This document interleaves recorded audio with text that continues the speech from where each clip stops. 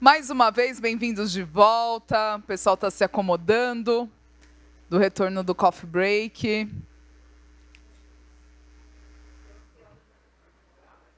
E seguimos aqui com a nossa programação desse último dia, com o último painel da 17ª edição do Dia da Internet Segura. E neste momento, traremos ao palco especialistas e agentes que trabalham diretamente com um tema extremamente importante: enfrentamento à violência sexual online contra crianças e adolescentes, que será, inclusive, o título desse painel. E, para isso, eu gostaria de convidar aqui à frente o senhor Erasto Fortes Mendonça, ele que é coordenador-geral de políticas educacionais em direitos humanos da SECAD, MEC. Seja muito bem-vindo, senhor Erasto. Também conosco o senhor Marcos Calil, chefe de proteção à criança no escritório do Unicef no Sudeste. Bem-vindo, Marcos. Convido também a senhora Rafaela Parca, delegada da Polícia Federal e coordenadora de repressão a crimes cibernéticos relacionados ao abuso sexual infanto-juvenil. Seja muito bem-vinda, senhora Rafaela. E conosco também, de maneira remota, o senhor Lucas Lopes, ele que é secretário executivo da Coalizão Brasileira pelo Fim da Violência Sexual contra Crianças e Adolescentes. Não sei se o senhor Lucas me ouve, mas seja bem-vindo, Lucas Lopes. E para moderar esse painel, eu gostaria de convidar aqui a senhora Juliana Cunha, diretora de projetos especiais da SaferNet Brasil. Desejo um ótimo painel a todas e a todos e passo a palavra para a nossa mediadora, Juliana. Obrigada. Bom, estamos aqui no último painel dos 2 dias de evento. Quero agradecer quem resistiu até agora e para falar de um assunto super importante. Eu queria antes agradecer não só a presença de vocês, mas também mencionar a presença, não sei se eu estou enxergando ela daqui, mas a Laís Pereto, que é, oi Laís, diretora da Childhood Brasil, que é uma organização parceira da SaferNet há muitos anos, acho que desde o princípio. Então, te agradeço por você estar aqui hoje. E, como eu disse, esse é um tema muito relevante, é o coração do trabalho da SaferNet, eu diria, que é a questão do enfrentamento à violência sexual de crianças e adolescentes na internet. E esse trabalho ele tem encontrado alguns desafios nos últimos anos, especialmente com o fenômeno da inteligência artificial, aplicativos que geram imagens artificiais de abuso sexual contra crianças e adolescentes. E esse é um dado que a gente tem acompanhado, inclusive no balanço que divulgamos ano passado, relacionado a 2023, a gente teve um recorde de denúncias na Central Nacional de Denúncias da SaferNet, um crescimento de 77%, é um recorde histórico, e a gente sabe que a inteligência artificial tem, sim, influenciado, tido um papel relevante para esse crescimento, e é o que aponta, inclusive, outros relatórios de outras organizações internacionais. Um outro dado que eu também queria trazer é de um relatório que nós publicamos esse ano, inclusive vai sair uma atualização dele agora, sobre esse tipo de conteúdo, de imagens de abuso sexual contra crianças e adolescentes, numa plataforma que é o Telegram. E a gente tem trazido que esse tem sido um aplicativo onde há uma circulação massiva, com milhões de usuários em grupos trocando esse tipo de conteúdo. E a empresa, até então, essa plataforma, não tem feito uma moderação que deveria, e também nem colaborado de forma adequada com as autoridades para a investigação. E aí eu quero só fechar minha fala trazendo alguns números, porque eu acho que isso também dá um pouco o tom, né, da gravidade do problema. Nos 55 hotlines, que são canais de denúncia, que são membros de uma rede europeia, o INHOPE, do qual a SaferNet é membro também, 2024 foram 2.497.000 páginas denunciadas, destas 1.597.000 confirmadas por hospedarem conteúdo ilegal. 91% das vítimas nessas imagens tinham de 3 a 13 anos e 98% eram meninas. Um destaque importante é que o Brasil ele ocupou o 5º no ranking de países que mais reportaram denúncias para o INHOPE. Então, eu acho que esses números trazem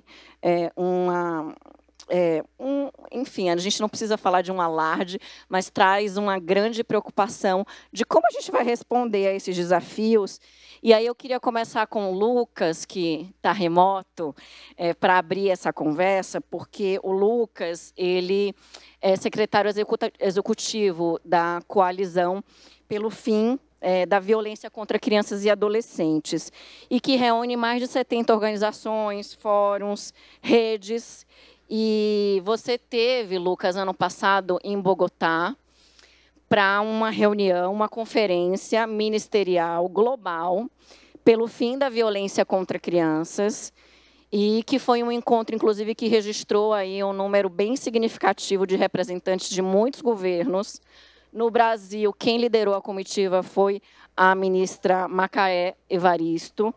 E eu queria que você falasse um pouco sobre como a coalizão tem atuado e, especialmente com foco pelo fim da violência sexual online, e quais são os caminhos? Eu sei que você tem traçado, especialmente alguns caminhos voltados para o monitoramento, mas qual tem sido esses caminhos para a implementação e monitoramento dos compromissos que foram firmados em Bogotá?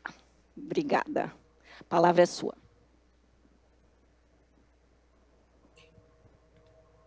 Boa tarde, obrigado, Juliana, te cumprimento aí na mediação dessa mesa, quero agradecer a organização do evento e também o convite para a coalizão, para esse tema que, mais que urgente, né, é inadiável, e ter espaços como esse, painéis dentro do evento e eventos como esse são fundamentais para ampliar para além dos espaços institucionais de discussão e principalmente de construção de soluções concretas e viáveis para o contexto brasileiro.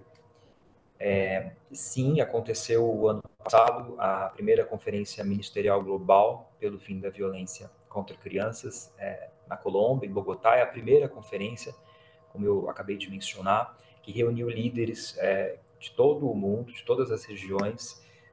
O Estado brasileiro esteve representado, como você mencionou, e foram apresentados 8 compromissos. E desses 8 compromissos, eu trouxe aqui para destacar 3 deles que se relacionam diretamente com este tema, com este problema. Então, entre os 8 compromissos, e a partir dos compromissos eu vou enunciar como a coalizão tem atuado para te responder mais objetivamente essa questão, queria iniciar mencionando sobre o compromisso, portanto, do Estado brasileiro, né? A criação de um protocolo nacional unificado para o atendimento de crianças e adolescentes vítimas de violência, incluindo a violência no ambiente digital, até dezembro de 2026. Este é o primeiro. O segundo compromisso é o aperfeiçoamento da verificação etária em ambientes digitais, né, garantindo que crianças e adolescentes não tenham acesso a conteúdos inadequados, mas que possam transitar na internet com seus direitos assegurados, sem comprometer, né, esses direitos, a privacidade e a proteção dos seus dados. E o terceiro compromisso assumido pelo Estado brasileiro diante do mundo é o monitoramento contínuo das metas da Agenda Transversal Crianças e Adolescentes no Plano Plurianual, o PPA, promovendo aí, né, maior transparência e responsabilidade, portanto, na implementação das políticas públicas. agora, Juliana, e colegas que compartilham esse painel, inclusive muitos que compõem espaços também com a coalizão, como a representação do Ministério da Educação, um prazer compartilhar esse espaço também, a representação do Unicef aqui. Bom, esses compromissos, eles são um avanço, evidentemente, mas é preciso que a gente garanta que eles saiam do papel, né? O Brasil tem muitos compromissos na camada normativa, né, e gerencial, mas eles dificilmente têm se tornado, é o que a gente tem observado, de fato, políticas públicas, com implementação suficiente, com cobertura adequada, né? E qual que é o papel da coalizão, agora sim, nessa questão? A coalizão, como você comentou, é uma articulação nacional composta por 79 organizações, muitas delas participando aqui deste evento, de outros painéis também, inclusive a SaferNet Brasil, a Child do Brasil, como mencionado há pouco, a presença da representação. E essa articulação da coalizão tem trabalhado no monitoramento dos planos setoriais e como eles estão no ponto de vista da camada legal do orçamento público. Então, basicamente, a estratégia de advocacy da coalizão é a disseminação de evidências, o que de fato funciona e o que não funciona para prevenir as violências, inclusive essa que estamos aqui debatendo, como isso está no planejamento público no nível federal, neste momento, embora a gente precise olhar para os estados e, sobretudo, para o nível municipal, e, por último, como isso está referenciado, como isso é identificado no orçamento, como é executado, a qualidade disso. Então, é uma longa jornada de um ciclo complexo e que, no Brasil, é um quebra-cabeça e que há muitas peças que ainda a gente, quiçá, identificou. Uma delas é esse: quanto custa a violência sexual online contra crianças e adolescentes para a sociedade brasileira, né? Para além dos impactos no desenvolvimento, na saúde, na capacidade produtiva da população, quanto que isso custa para a sociedade brasileira, né? Bom, a coalizão, em parceria com a Unicef, a Joining Forces, que é uma articulação que incorpora grandes organizações internacionais, como Save the Children, World Vision, Plan International, nós estamos desenhando um modelo de monitoramento para esses compromissos, os 8, mas sobretudo esses 3 que eu trouxe aqui para compartilhar na tarde de hoje. Concretamente, no dia 9 de janeiro, nos reunimos com a Secretária Nacional dos Direitos da Criança e do Adolescente, a senhora Pilar Lacerda, consultando se o Ministério dos Direitos Humanos e da Cidadania irá articular com os demais ministérios o acompanhamento e, efetivamente, a execução desses compromissos. Porque, Juliana, cada compromisso desse foi pactuado no âmbito ministerial, mas isso tem um baixo grau de institucionalidade na agenda do próprio plano plurianual. Então, esses compromissos eles não estão na camada legal, portanto, do orçamento público. Como que eles vão ser executados, afinal de contas, né? Então, nós fizemos essa conversa com a Secretaria Nacional, essa audiência, estamos aguardando os desdobramentos disso e há uma sinalização, sim, que a Secretaria pretende articular com os demais ministérios o acompanhamento dessa execução, que deve incluir, inclusive, o acompanhamento do Conselho Nacional dos Direitos da Criança e do Adolescente, o CONANDA, que tomou posse ontem aqui em Brasília, né, e que está hoje reunido em Assembleia. Indo já um pouco para o encerramento, eu queria mencionar outras articulações importantes para a implementação e para melhorar o grau de institucionalização desses compromissos. Um deles é a Comissão Intersetorial de Enfrentamento à Violência Sexual, que nós compomos, somos membros também com o Unicef, com representação do Ministério da Educação, que foi criada pelo Decreto 11.533 de 2023 e que tem como competência, Juliana, elaborar a Política Nacional de Enfrentamento à Violência Sexual contra Crianças e Adolescentes no Brasil. E isso é fundamental, porque nós estamos diante de uma janela de oportunidade, porque nós estamos construindo uma política que é demandada pela Lei 14.811 de 2024, é uma lei muito recente. Então, é fundamental que as discussões do Dia Mundial da Internet Segura sejam endereçadas para o grupo de trabalho que está desenhando essa política. Essa política, naturalmente, vai ser aprovada no âmbito do Conselho Nacional dos Direitos da Criança e do Adolescente. Então, é importante que as soluções, as propostas aqui discutidas desde o dia de ontem, possam adentrar na agenda de construção dessa política, porque essa é a janela de oportunidade. Nós temos algumas preocupações, e aqui vou de fato para o final, que é, primeiro, já disse, o baixo grau de institucionalidade, não se sabe ainda como essa política vai ser financiada, né? O modelo de implementação ainda não foi desenhado, então nós temos um grande percurso a percorrer, mas primeiro iniciando, identificando quais são as evidências, o que de fato tem funcionado ou que tem mostrado uma performance razoável em nível global para esse enfrentamento desse problema. E aqui a gente tem, né, preciso dizer, do ponto de vista crítico, a capacidade operacional do governo federal que tem se demonstrado insuficiente, que carrega, claro, as consequências de inércia de gestões anteriores nesse tema, mas também o vício de olhar para o problema contemporâneo com métodos ainda pouco orientados por evidências, né?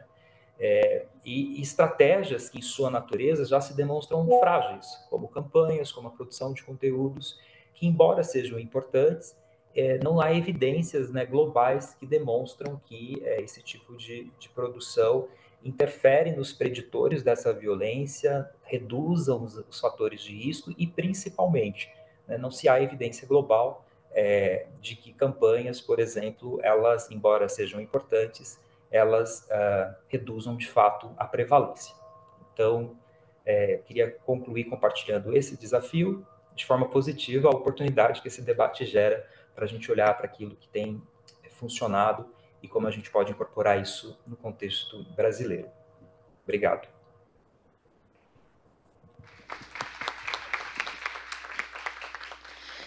Lucas, super obrigada. Assim, eu acho que assim, eu já tive a oportunidade de já te escutar em outras ocasiões e acho que você lança luz importante, especialmente sobre essa complexidade dessas camadas aí, né? Não só no âmbito internacional, mas como se implementar no âmbito dos ministérios e como ter uma política pública que você tenha orçamento. Então, acho que você traz questões que para a sociedade civil também é super importante, e mencionar que no Conanda, recentemente, a gente tem uma pessoa, né, uma colega minha da SaferNet, a Bianca, o Rico, que é suplente, foi eleita suplente pelo Conanda, está, inclusive, hoje em Brasília, porque desde ontem o Conanda está em reunião. Então, estamos unidos também para trazer essa questão, né, da política, né, de enfrentamento à violência sexual e que a gente consiga, de fato, integrar todas essas medidas que são necessárias na política. E aí você traz uma questão que aí eu já faço a ponte com o Marcos, do Unicef, que também esteve presente, o Unicef esteve presente em Bogotá, e seria muito bom também você trazer a visão, né, de como o Unicef tem feito, né, essa atuação, especialmente destacar, Marcos, assim, a importância da geração de dados e de evidências sobre o problema da violência sexual, né, em ambientes digitais, e como isso é necessário para a gente desenhar uma estratégia, né, que é o que o Lucas falava também. Mesmo uma estratégia de campanha, se a gente não baseia isso numa evidência, no dado, nem de qual é o impacto disso, a gente está trabalhando um pouco no escuro, né? E eu sei que vocês participam de algumas iniciativas nesse sentido. Eu cito aqui a pesquisa Disrupt Harm, que, inclusive, está numa fase ainda de aplicação no Brasil, mas a gente certamente vai ter resultados dela em breve. E também esse modelo de estratégias do Inspire, né, do Inspire. Então, quais são os avanços, quais são os obstáculos, digamos assim, né, entre as evidências e soluções concretas para mudar esse cenário no Brasil? Vocês me ouvem? Sim. Então, obrigado pelo convite. Em nome do Unicef, agradeço muito. Saúdo os colegas aqui da mesa. Estive com o Lucas essa semana em Brasília, discutindo alguns dos temas que nós estamos aqui conversando hoje. E eu pretendo, na minha apresentação, dar conta tanto de introduzir um pouco, né, para os presentes como é a atuação do Unicef, além de responder diretamente a sua pergunta, mas de introduzir um pouco o que é a atuação do Unicef no enfrentamento às violências, especialmente a violência sexual online contra crianças e adolescentes, e apresentar esse rol, né, de programas, de pesquisas que nos ajudam a, né, se possível, superar esse problema, né, como um horizonte de superação de um problema tão complexo, né? Então, o Unicef ele trabalha em mais de 190 países, com o mandato de acompanhar a implementação da Convenção sobre Direitos da Criança e do Adolescente, né? As violências contra crianças e adolescentes são um fenômeno, e acho que é importante a gente sempre colocar, um fenômeno complexo, multifacetado, ligado a fatores culturais, sociais e econômicos. As violências são praticadas em qualquer contexto, né, em contexto geográfico, em qualquer classe social, vitimam crianças e adolescentes de qualquer idade e, na maioria das vezes, partem de pessoas próximas e da confiança das crianças e adolescentes, né, comprometendo a sua qualidade de vida, né, seu desenvolvimento físico e emocional, intelectual e social. E apesar da internet ser uma ferramenta muito potente e o letramento digital ele ser muito importante, né, para o desenvolvimento e a inserção da criança e do adolescente no mundo contemporâneo, a gente sabe que também a internet ampliou significativamente os riscos, né, a que elas e eles estão submetidos. No Unicef, a área que trabalha, né, com o enfrentamento à violência sexual é a área da proteção, né, de crianças e adolescentes contra violências, e que tem 3 formas prioritárias de atuação. A gente dá visibilidade ao tema da violência, por meio da produção e disseminação de conteúdo, realização de diálogos e realização de advocacy e parcerias com atores de diversos setores. Como um segundo eixo de atuação, a gente oferta apoio técnico, né, especializado em nível internacional, nacional e local. E, por fim, a gente promove a melhoria dos serviços públicos de prevenção e resposta às violências por meio do fortalecimento de capacidades. E esse eixo é fundamental, né? A gente tem trabalhado, e eu já adianto aqui um pouco da conclusão da minha fala, com o fortalecimento de capacidades da rede de proteção, educação, saúde, assistência social, serviços que, na ponta, estão em contato com crianças e adolescentes, para que haja a identificação, né, a gestão de casos e o encaminhamento adequado para o enfrentamento da violência sexual online, né, um problema que, para muitos dos profissionais da rede de proteção, é muito novo e não há um fluxo necessariamente estabelecido para que haja o enfrentamento adequado, ou seja, o acolhimento, né, dessa criança, desse adolescente vítima, né? Enfim, desses riscos, né, os mais alarmantes são aqueles relacionados, então, ao abuso e exploração sexual de meninos e meninas. Como eu disse, os avanços da internet têm tornado cada vez mais fácil para abusadores contatarem suas vítimas, compartilhar imagens de violência em suas diversas manifestações e encorajar outros a cometer violações contra crianças e adolescentes.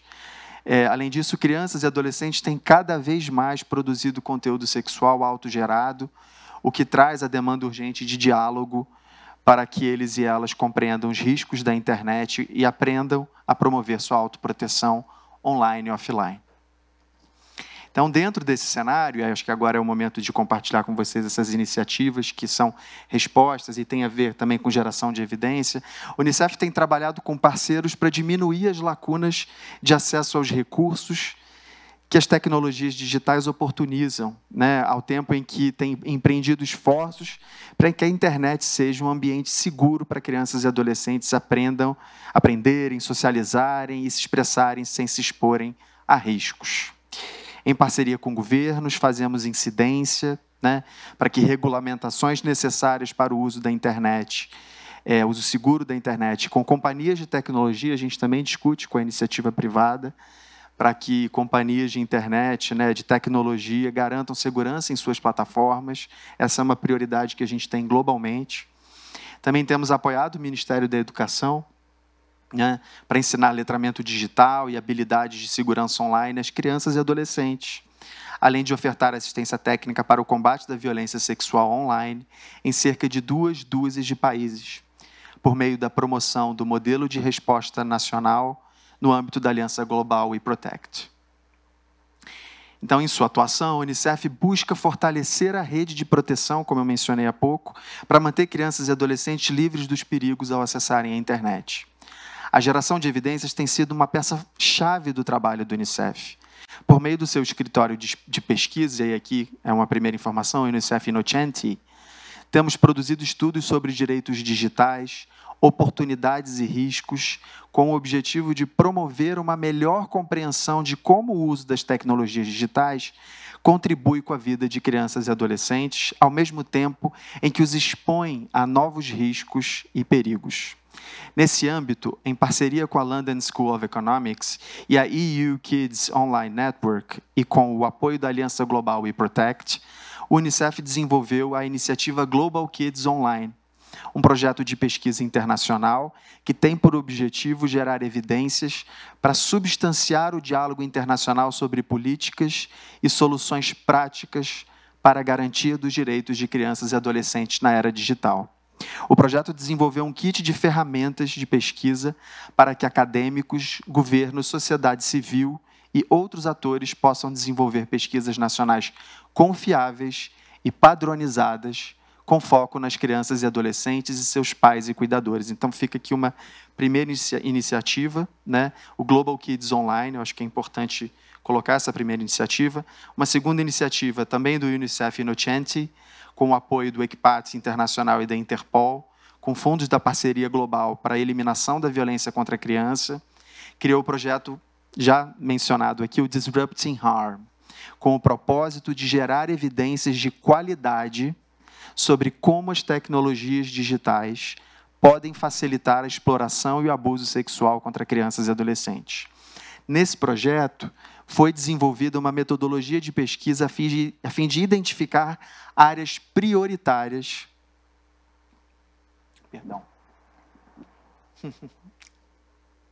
Áreas prioritárias para intervenção por governos e outras organizações que atuam em prol de crianças e adolescentes. A primeira etapa do projeto já aconteceu em 13 países da África e da Ásia. E agora, como já mencionado também, essa pesquisa ela está sendo desenvolvida no Brasil, e o resultado dela sai no segundo semestre. Não posso adiantar, infelizmente, resultados parciais, mas a gente fica atento, então, na nossa anotação, a gente coloca o Disrupting Harm, os resultados, fica com essa expectativa para o segundo semestre. Aqui no Brasil, o Unicef tem ofertado assistência técnica para a adaptação dessa metodologia ao contexto brasileiro, como eu acabei de mencionar, né? Especialmente pensando no sistema de garantia de direitos, né? As nossas especificidades, o nosso sistema brasileiro. O Unicef Brasil tem também incluído em suas prioridades programáticas a temática das violências online, né? Então, um exemplo é o projeto Internet Sem Vacilo, desenhado em parceria com Google, SaferNet Brasil e outras organizações, para incentivar uma atitude positiva dos adolescentes e jovens no ambiente virtual, né? Então, a gente tem a colaboração de youtubers conhecidos, enfim. É uma estratégia que fala sobre preconceito, intolerância, relacionamentos, busca com segurança, sexting e bullying, né?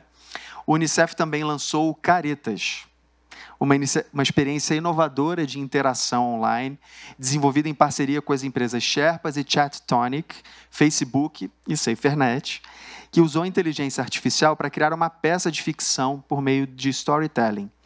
Então, nesse projeto, Fabi Grossi, né, uma personagem fictícia, interagia com adolescentes e jovens entre 13 e 24 anos por um chat na internet. Ao longo do diálogo, o personagem contava os desafios que estava vivendo em decorrência do sexting e discutia os riscos do vazamento de imagens íntimas na rede e os canais para obter apoio, né? Para vocês terem uma noção, esse projeto alcançou quase 1 milhão de pessoas, em grande parte meninas, e foi replicado na Argentina, na África do Sul e na Ucrânia. Também com a SaferNet, o Unicef Brasil criou o Guia Meninas em Rede, um material para fortalecimento das redes de proteção e apoio contra a violência online. Esse guia traz a definição de diferentes tipos de violência na internet e como identificá-los. Seguindo com a SaferNet, o Unicef publicou o Boletim com Dicas para Educadores e Familiares, com dados levantados pela plataforma YouReport Brasil, sobre o uso da internet por adolescentes.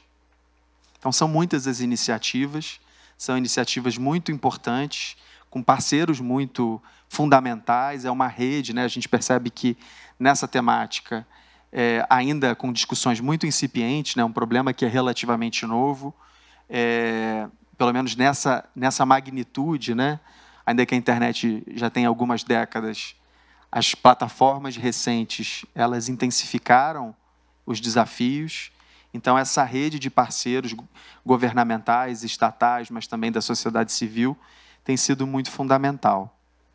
E aí eu quero fechar a minha fala especificamente com os compromissos assumidos, falando um pouco da Conferência Ministerial Global, mas também trazendo um elemento novo aqui, acho que vai na linha da sua pergunta.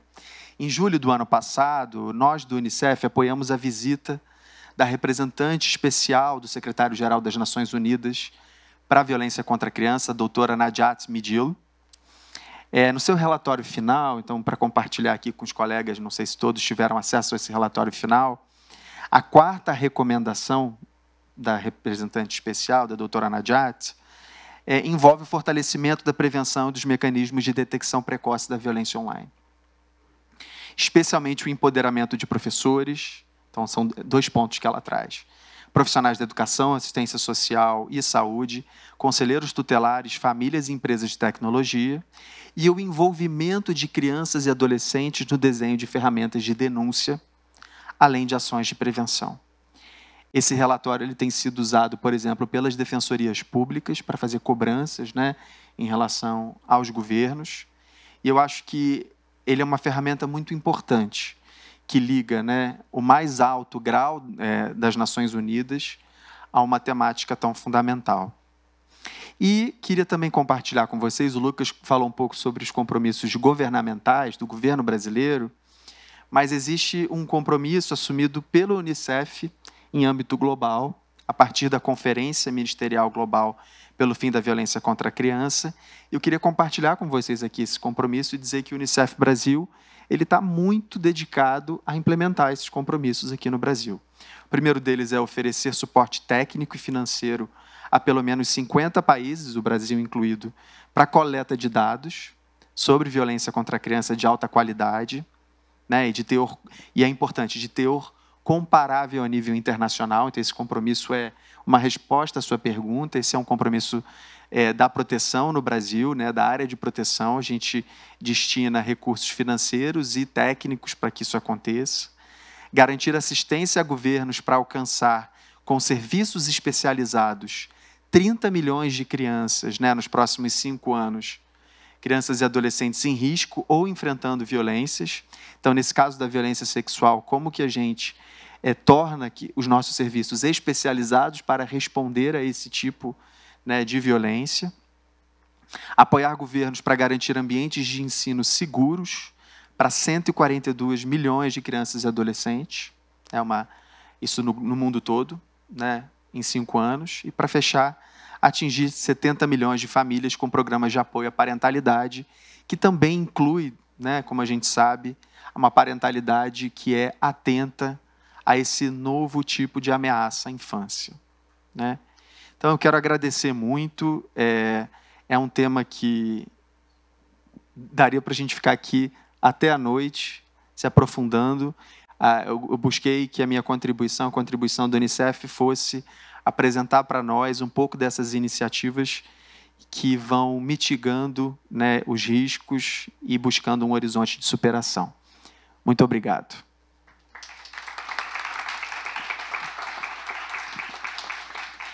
Marcos, você falou tanta coisa, mas assim, deixou inclusive a deixa para a próxima participação.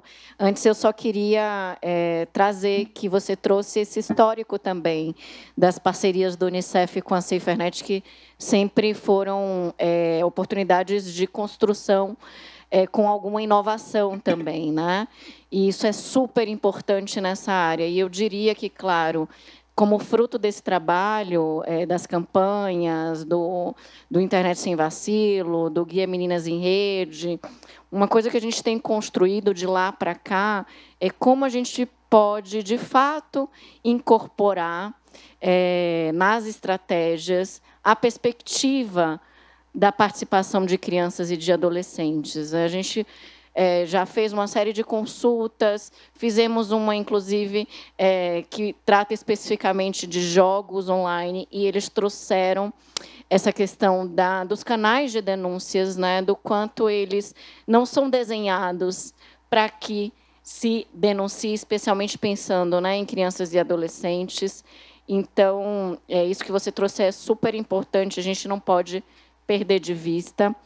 E aí, trazendo um pouco mais para essa questão da educação, eu quero já passar a palavra para o Erasto, porque eu sei que o MEC, você inclusive trouxe, estou olhando ali, lançou uma coleção de cadernos temáticos sobre educação em direitos humanos, e um em especial sobre o enfrentamento à violência sexual contra crianças e adolescentes, e o papel da escola, né? O papel da escola nesse enfrentamento. E aí eu queria deixar esse espaço para você dizer qual tem sido, né, as estratégias do MEC para endereçar esse problema do enfrentamento à violência sexual contra crianças e adolescentes no contexto educacional.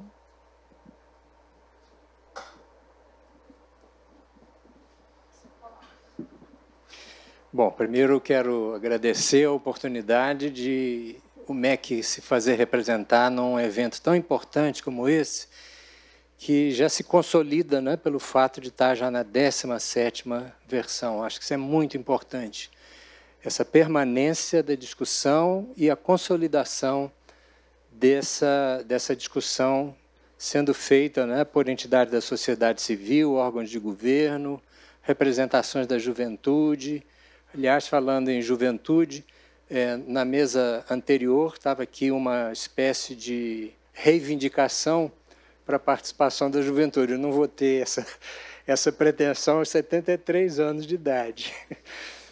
Mas fica, evidentemente, né, o compromisso do Ministério da Educação não poderia ser outro senão o compromisso com as crianças, adolescentes, jovens e também os adultos e idosos, né? Bom, agradecer, portanto, eu transmito aqui uma saudação do ministro Camilo Santana e da secretária da SECADI, Zara Figueiredo, em função da importância desse evento e agradecendo também o convite para que o MEC estivesse aqui nessa discussão. Olha, esse painel, pelo que eu vi da organização, ele objetiva um espaço de diálogo que é multissetorial, não é? Sobre o enfrentamento à violência sexual online contra crianças e adolescentes. Eu vou procurar tratar aqui do tema da violência sexual de uma forma mais ampla, né? Não somente online, porque essa é uma realidade com a qual a escola, né, ela tem uma presença muito importante. Bom, coube a mim representar um órgão de governo com competências que são muito específicas na Constituição de 1988 e na Lei de Diretrizes e Bases da Educação Nacional, a LDB, e também em decretos presidenciais que configuram a organização do Ministério da Educação como responsável pela condução da Política Nacional de Educação. Eu quero ressaltar duas questões preliminares. A primeira, que eu tenho certeza já foi amplamente aqui lembrada, o artigo 227 da Constituição Federal, que atribui às crianças e aos adolescentes a condição de absoluta prioridade na oferta de serviços, na proteção, não é? E no sentido de colocá-las a salvo também de toda forma de negligência, de discriminação, exploração, violência, crueldade e opressão.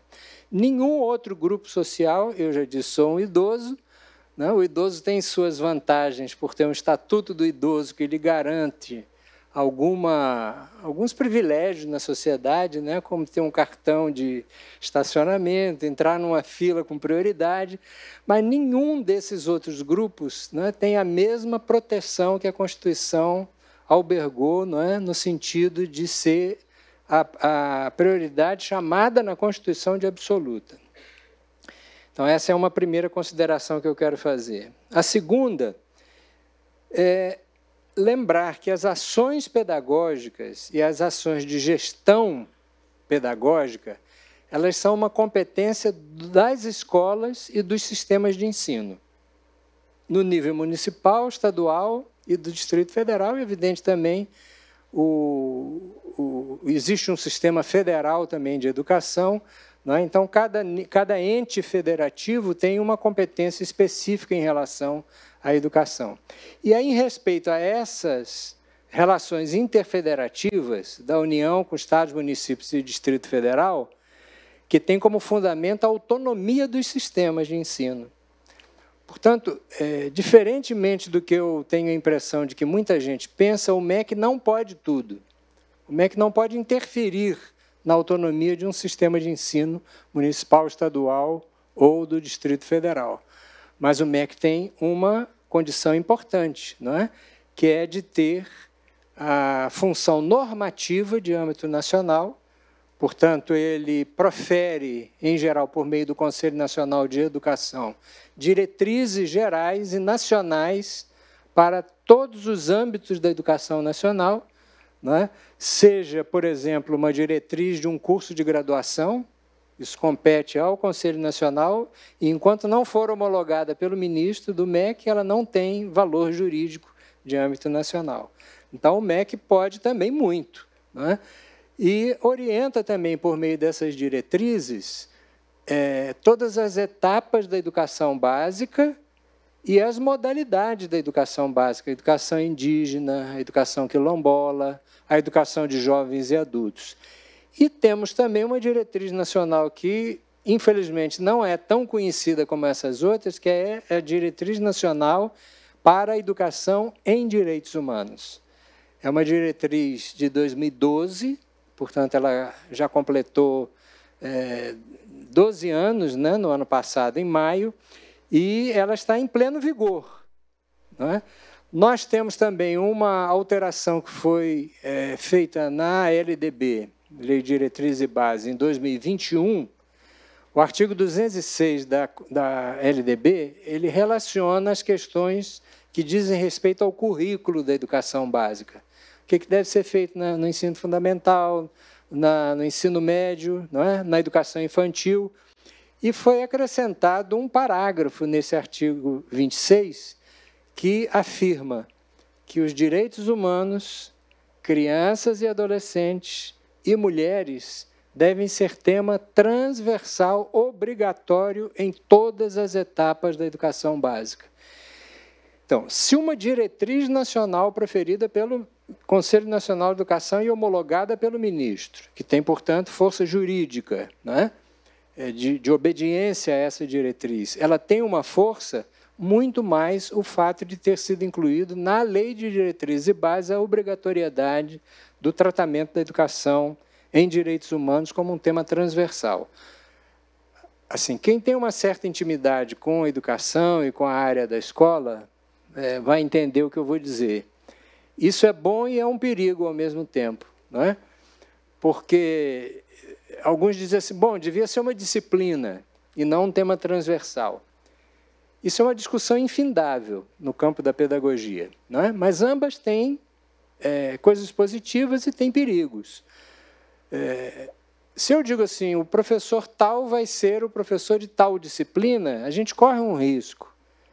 Infelizmente, a gente tem que admitir isso é verdade. O professor se obriga a tratar daquele conteúdo e todos os demais se desobrigam desse conteúdo.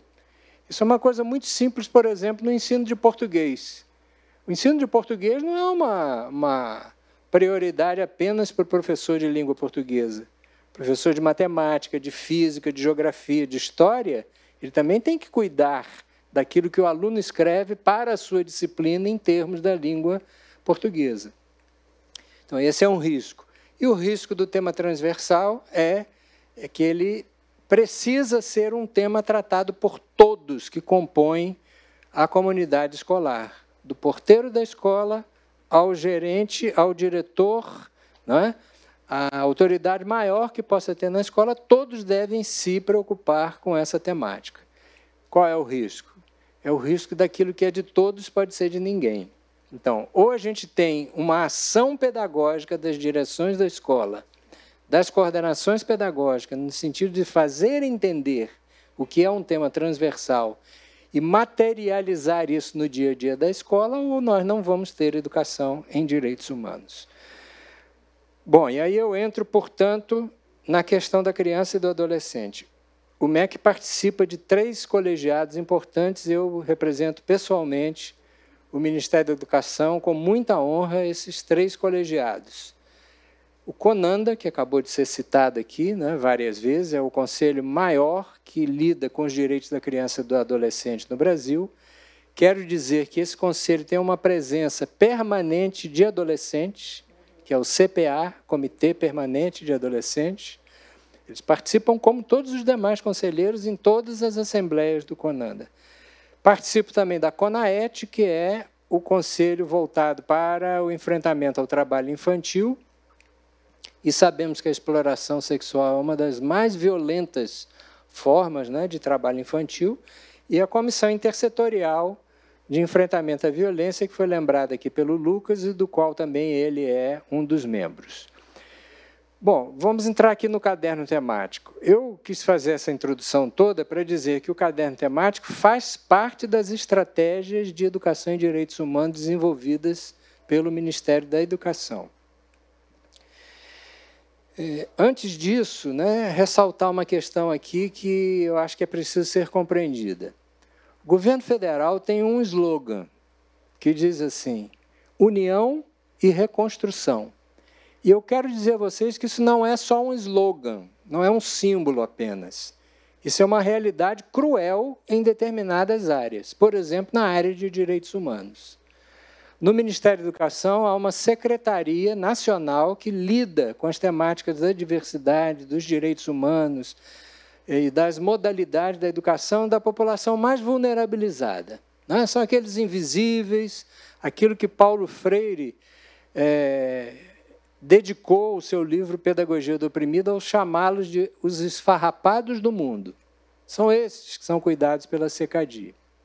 Não só esses, naturalmente, mas esses principalmente. A SECADI foi extinta no governo anterior. Os 4 anos do governo anterior, a SECADI não existiu. E alguns temas, como direitos humanos, todos nós sabemos, isso não é novidade para ninguém, foram temas satanizados. Mais do que deixar de falar, foi falado mal de direitos humanos. Né? Então, é uma coisa que a gente tem que ter união para reconstruir aquilo que foi destruído ao longo de alguns anos. Essa coleção Cadernos Temáticos, ela envolve 6 temas. Todos eles se iniciam com a expressão, o papel da escola em relação a alguma coisa. 3 desses cadernos são voltados para a defesa dos direitos de criança e adolescente. Esse é o primeiro, é o único que está pronto. Todos os demais têm textos prontos, estão passando agora por revisão técnica, depois vão para diagramação, impressão, etc. Nós não temos muita pretensão de divulgar isso como material impresso. Tá? Ele vai circular como material virtual e, eventualmente, uma ou outra situação, a gente pode ter um caderno impresso para divulgação, para uma conversa, um debate. Então, esse é o primeiro, sobre a exploração sexual de criança e adolescente. O segundo é sobre trabalho infantil. O terceiro é sobre o papel da escola no sistema de proteção integral da criança e do adolescente. Em todos eles, né, os profissionais da educação têm que compreender que eles têm um papel que é exigido pela legislação. Qualquer profissional da educação e também da saúde, né, que verifica um indício de uma violência contra a criança e o adolescente, ele tem que comunicar isso à direção da escola e a escola tem que fazer uma comunicação formal, oficial, ao Conselho Tutelar. Então, é isso que a gente pretende fazer com que a escola compreenda e quais são os passos, né, que a escola precisa dar e que o professor, a professora, o técnico em educação, todos aqueles que compõem a comunidade escolar, que eles compreendam, né, a importância desse papel. Depois, os outros 3 cadernos são sobre direitos de meninas e mulheres, a população LGBTQIA+, e o papel da escola no tratamento de refugiados, imigrantes e apátridas. Então, são esses os temas que nós decidimos tratar nesses cadernos. Bom, eu queria ainda, depois de dizer, né, sobre o caderno... Bom, o caderno tem uma flor que vocês devem saber, né? Isso é o símbolo do 18 de maio, que é o Faça Bonito. Faça Bonito protegendo nossas crianças e adolescentes. E a gente adaptou uma campanha interna para o setor educacional. Faça bonito na sua escola, protegendo as crianças e os adolescentes. Eu queria contar aqui para vocês uma coisa. Eu pertenço ao CONANDA, como eu disse. Hoje eu estou faltando à reunião, minha suplente está lá me cobrindo, porque achei que era importante a gente estar aqui discutindo. Ontem, na reunião de posse, uma das conselheiras fez uma fala, onde ela dizia assim: eu estava fazendo uma atividade familiar com a minha neta, que tem 5 anos, e ela chegou me contando que a professora disse para ela e para a turma toda, né, ensinou, na verdade, que as pessoas não podem pôr a mão em determinados pontos do corpo. E citou textualmente a pepeca. E essa conselheira dizia o seguinte: olha, como é triste a gente ter que viver numa sociedade que é preciso que uma criança seja apresentada a uma situação como essa. Não deixe que alguém toque no seu corpo que não seja seu pai, sua mãe, seu responsável, ou um médico, desde que também acompanhado pelo seu pai ou a sua mãe. E eu tive que dizer para ela depois, né, eu também tenho indignação com essa realidade, mas eu fico feliz pelo fato de que a escola compreendeu que essa é uma atitude que precisa ser exercida pelos seus profissionais da educação. Isso não pode ser um tema jogado debaixo do tapete. Isso não pode ser um tema excluído, porque é um tema sensível. Isso não pode ser excluído, principalmente porque o professor ou a professora, ao falar, possa ter a reação familiar que quer impedir que o professor cuide de determinados assuntos na escola, como o problema da sexualidade. Então, esse é um desafio imenso que hoje o Ministério da Educação tem. Como lidar com essas situações. Situações que levam, inclusive, a uma perseguição sistemática aos educadores e educadoras no Brasil, por diferentes razões. Tanto que nós estamos apoiando um Observatório Nacional da Violência contra Educadores e Educadoras, mantido pela Universidade Federal Fluminense. Eu sei que o tempo já se esgotou, mas eu queria dar apenas mais um recado, de que dentro dos desafios e compromissos apontados pela reunião em Bogotá, o Ministério da Educação tem desenvolvido apoio a universidades e institutos federais, que é para quem a gente pode fazer transferência direta de recursos, para a organização de cursos de educação continuada para os profissionais da educação. Todos eles, sem exceção, o tema da criança e do adolescente é obrigatório que a universidade e o Instituto Federal cuide dele, qualquer que seja a temática que a universidade queira tratar, porque é um curso de educação em direitos humanos. Se a gente compreende que a criança e o adolescente é a prioridade absoluta, não dá para fazer um curso de educação em direitos humanos sem tratar dos direitos da criança e do adolescente e do combate a qualquer tipo de violação perpetrada contra esse grupo social. Bem, eu acho que é isso, fico à disposição de vocês e agradeço mais uma vez a oportunidade de estar aqui com vocês e apresentar o compromisso do Ministério da Educação com essa temática.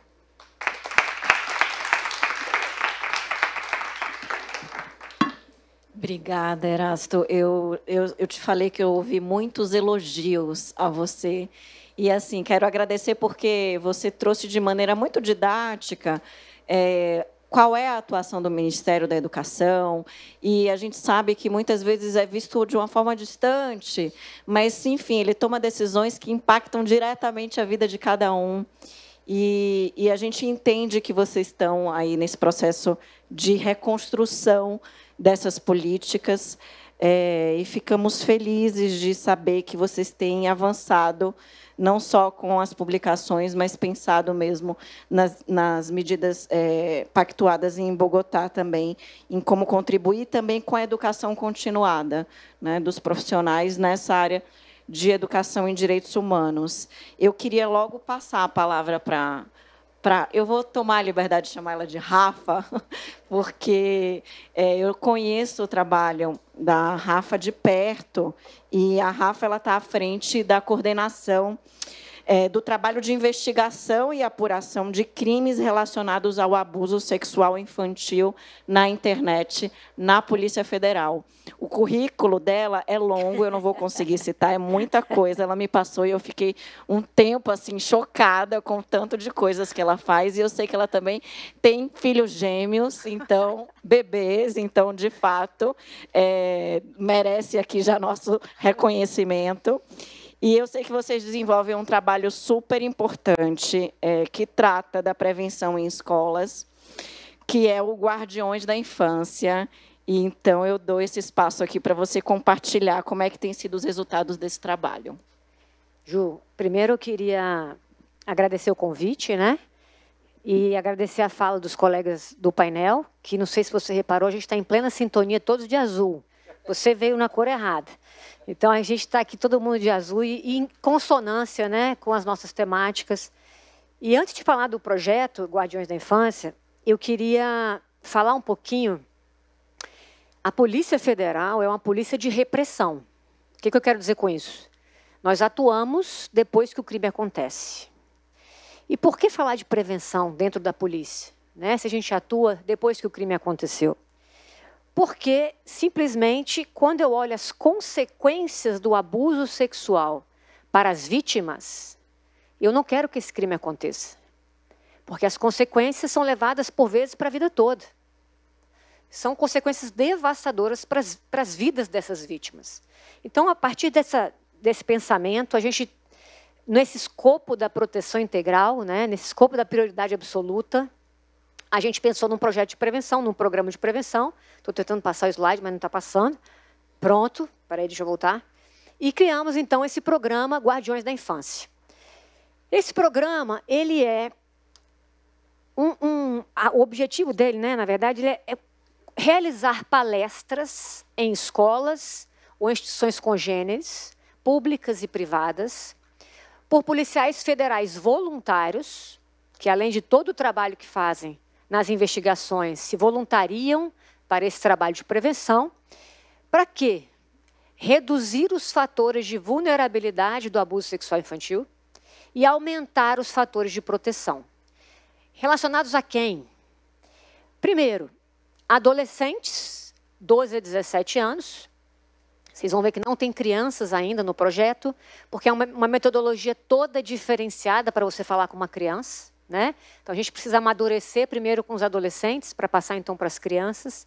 Familiares, educadores e gestores de escolas. E, mais recentemente, a gente criou também palestra para os agentes da rede de proteção. E para quê? Prover conhecimentos sobre o abuso sexual infantil. Então, a gente vai falar quais crimes que envolvem essa temática, perfil de abusador, perfil de vítima, modus operandi, para, então, tratar com essas pessoas como eles podem proceder frente a esse desafio. E a gente, na Polícia Federal, se preocupa muito da abordagem, porque nós atendemos o Brasil inteiro. Os policiais federais voluntários estão no Brasil inteiro. E todos nós falamos a mesma língua hoje, porque criamos um material didático padronizado. Então, todos os policiais que fizerem palestras neste programa vão falar a mesma coisa. Isso é muito importante, porque esse material ele foi criado a partir de vários estudos. A doutrina da prevenção é muito específica. Se eu não souber falar, eu posso incentivar uma coisa que eu não quero incentivar, né? Então, nós da polícia, nós atuamos na repressão. A gente não atuava na prevenção. Então, é uma doutrina, a gente teve que estudar. Fizemos um memorando de entendimento com a SaferNet para nos apoiar, né? Os policiais voluntários fazem curso de capacitação com a SaferNet, né? Para ter essa bagagem, para dar essas palestras. E eu vou falar um pouco mais para frente sobre os materiais que a gente criou no âmbito desse programa. A ideia do programa, então, é prover conhecimentos a esses atores para que o crime não aconteça. Porque eu já falei, a consequência depois que acontece é muito ruim. Mas não só isso. Quando a gente faz palestras para os adolescentes, a gente tem percebido que estamos dando o ferramental para os adolescentes que já sofreram ou estão sofrendo abuso sexual de conseguir revelar esse problema. Para o professor ou para o familiar detectar uma situação, uma possível situação de abuso em andamento. Então, o objetivo do projeto não é prevenção apenas, mas é permitir revelações. O abuso sexual infantil, a revelação do abuso sexual infantil é muito complexa, né? É difícil para as vítimas revelarem isso. Tem vítima que revela depois de muito adulta, né? Por quê? Por N motivos, né? O abusador, ele já incute a culpa na vítima, a vergonha. Então, tem várias ameaças. Então, tem muitas coisas relacionadas a essa dificuldade de verbalizar sobre o abuso. Então, as palestras também buscam dar ferramentas para esses atores revelarem, né, um abuso em andamento ou detectarem isso em seus alunos, em seus filhos, em seus parentes. A gente tem vários tipos de, obviamente, que a abordagem é completamente distinta, né? Se eu for fazer uma palestra para um adolescente, para um familiar, para um conselheiro tutelar ou para um professor, são abordagens completamente distintas. Para os adolescentes, a gente faz uma sequência de palestras, né? Porque eu não vou manter um adolescente 2 horas sentado me ouvindo. Não consigo, nem distribuindo chocolate. Então, eu preciso ter aquela atenção ali de 50 a 1 hora, para ele absorver o que eu estou falando, né? Inclusive, um dos grandes problemas da sociedade hoje é a atenção fragmentada. Você está me ouvindo, falando no celular, respondendo uma mensagem, fazendo alguma outra coisa. Presta atenção aqui. Então, nos adolescentes, pessoal, a gente aborda diversos temas que são importantes para a prevenção ao abuso sexual infantil online. Por exemplo, privacidade na internet. Né? Então, essas relações seguras, bem-estar, saúde mental, como eu me relaciono na internet? O que é privado? O que eu não posso colocar? Parece óbvio, mas não é. Nem para nós adultos. Vou dar um exemplo. Quantos pais não colocam foto dos seus filhos, fotos tomando banho na piscina de biquíni ou até sem biquíni? Ai, que lindo, meu filho está tomando banho na banheira. Publicam isso e essas imagens vão parar em grupos de abusadores sexuais, né? Porque o perfil é aberto, enfim. Então, parece óbvio, mas não é. A gente precisa falar sobre privacidade, empatia, respeito, bullying, cyberbullying. São todas as ferramentas para eu chegar no módulo principal, que é relacionamento seguros online, que é o objetivo mais da nossa área de abuso sexual infantil.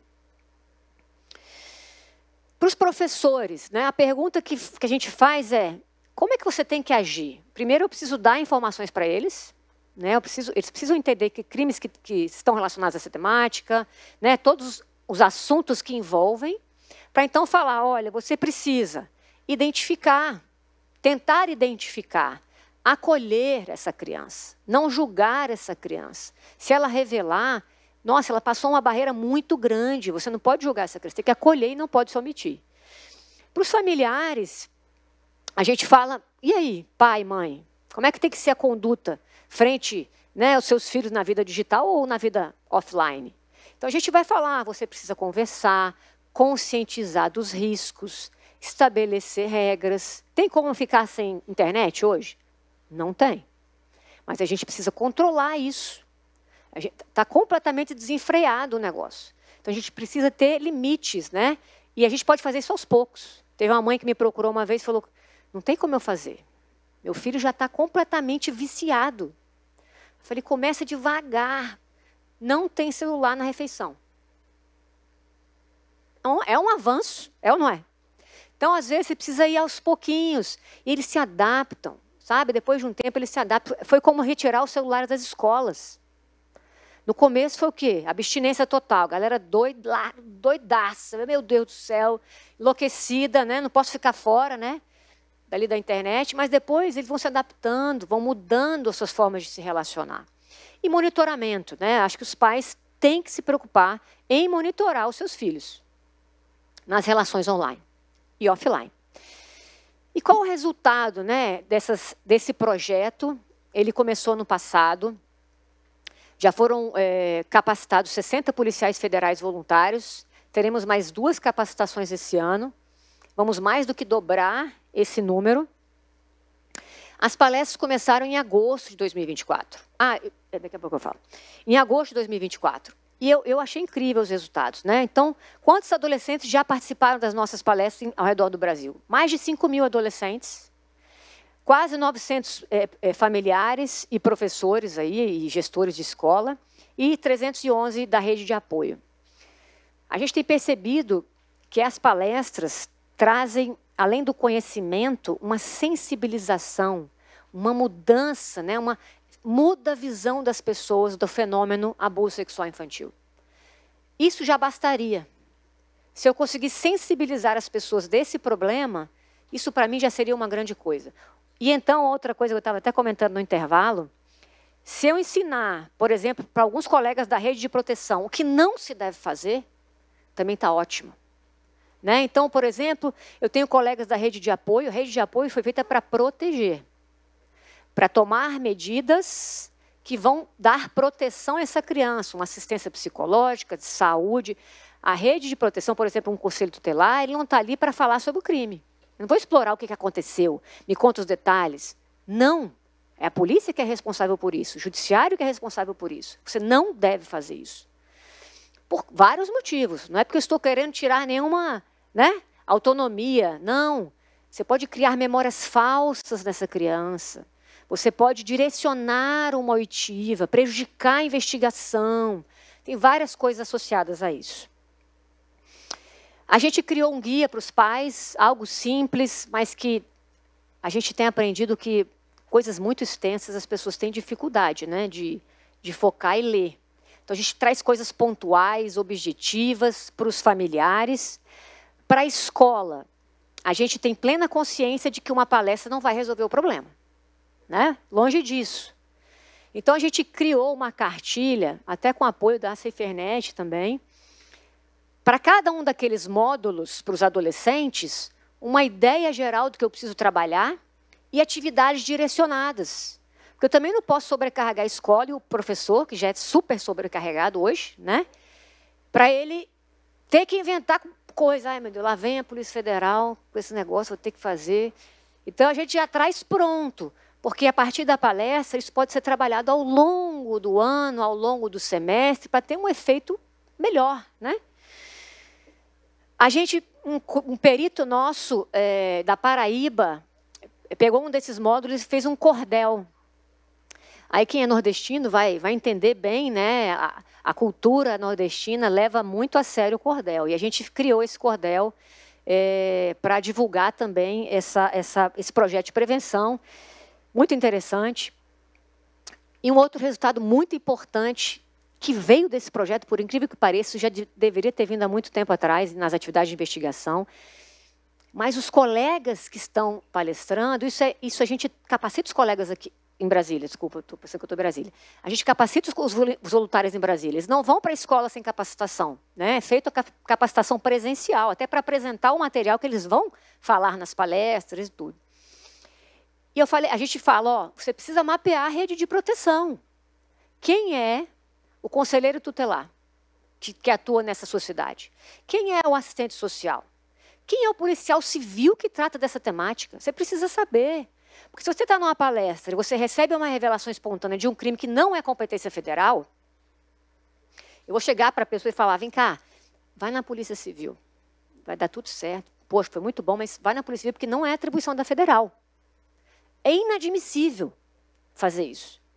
Então, eu vou acionar o colega, eu vou acompanhar essa pessoa lá. Eu vou acionar o conselho, se for o caso. Né? Então, o projeto está muito rico também nesse aspecto. E, já partindo para a finalização, a gente também está divulgando o projeto no Instagram da Polícia Federal, né? Mais de 1 milhão de seguidores no Instagram da Polícia Federal. E vamos criar uma página da internet na Polícia Federal, com os dados do projeto, quem você pode acionar, tem capacitado na sua cidade para você acionar, qual é o contato, né? Como é feito hoje?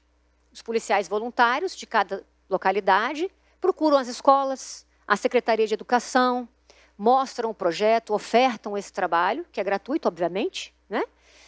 e para escolas públicas, particulares, para os conselheiros, até para os colegas da Civil, para a gente poder estarmos todos na mesma linha e com a mesma qualidade de trabalho, né? Acho que isso é fundamental, qualidade de trabalho. E era isso, né? Isso aí foi uma palestra dessa semana, né? Os colegas de Londrina. Muito legal, os resultados estão sendo muito... Quando a Polícia Federal chega na escola, é um evento. Só de chegar na escola. E aí é legal essa respeitabilidade, né? Porque a pessoa... Cara, a Polícia Federal está aqui, eu vou escutar o que essa pessoa tem para falar. Porque deve ser importante, né? Então, é legal isso. E essa marca da PF nesse projeto também traz essa respeitabilidade, esse interesse, né? E a qualidade também das nossas palestras também chama atenção. Então, eu tenho muito orgulho de encabeçar o projeto, muito orgulho dos meus colegas das pontas que fazem voluntariamente esse trabalho, né? E, então, assim, é com muito orgulho que eu apresento hoje para vocês o projeto.